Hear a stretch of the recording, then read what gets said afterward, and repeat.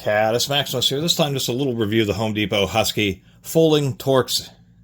They call it a hex key set, although it's not a hex key set. It's a Torx key set. Home Depot, I'm just finding, I went in the other day and they had like the saddest Christmas light selection I ever seen.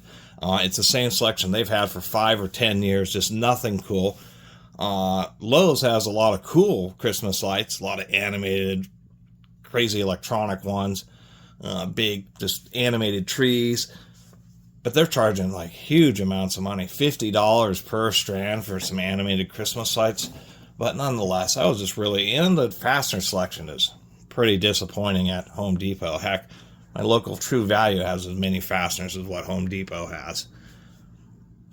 They generally have the stuff. It's just, I just been finding less satisfaction with Home Depot because they just are kind of doing the same old thing and don't seem to be doing a particularly good job of like refining or really identifying their tools.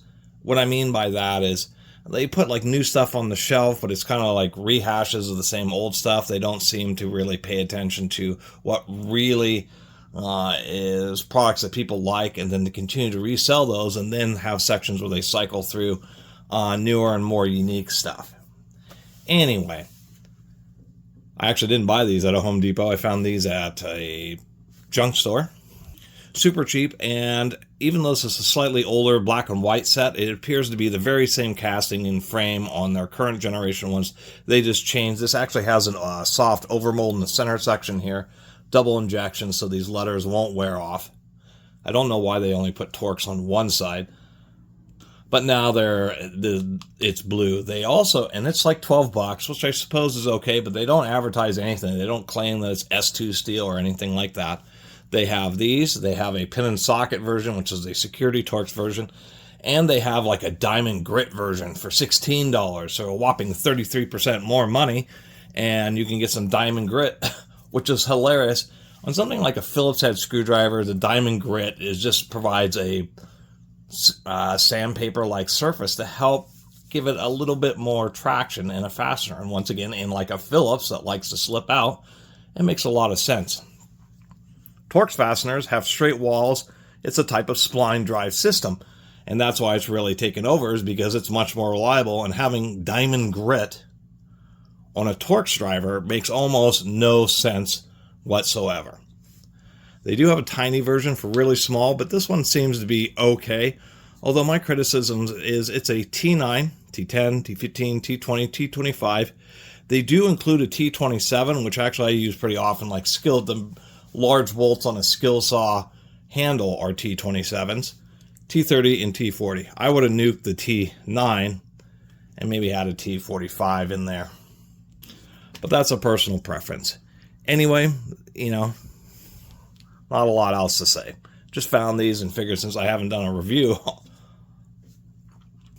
on these, might as well make a little video about it. They seem to be okay.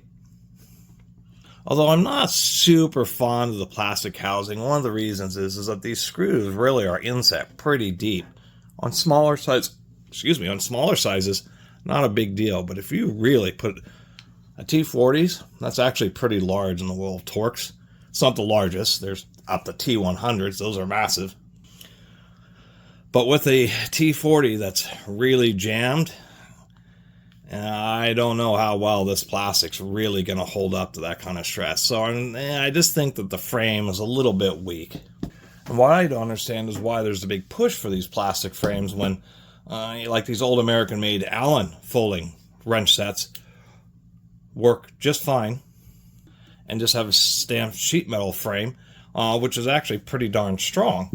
And you would actually think stamping out a piece of sheet metal is cheaper than doing a complex plastic molding like this. Particularly because the situation where if you do put some use on it, as you torque on it, it's going to put pressure on these tabs, and these were indeed loose, so you can tighten them up, but every time you tighten them up, it's driving the screw just a little bit further through the plastic, smushing it out of the way, and eventually that bolt head will pull through when you overload it. So, I'd just say get some Harbor Freight ones over what Home Depot is. You know, for the $12 for a single set, a little bit better deal. I think it's $25 if you get the 3-piece set, which is Torx, metric, and fractional hex. But you know, I just don't have a great feeling about that. That's the easiest way to say it. I mean, especially when there's already proven designs like this, you know, this old Allen, which uses a spring steel plate in there to actually keep tension on these, as well as you being able to tighten the side fasteners. I just think the Husky's just a little cheap feeling, to tell you the truth. Anyway, thanks for watching.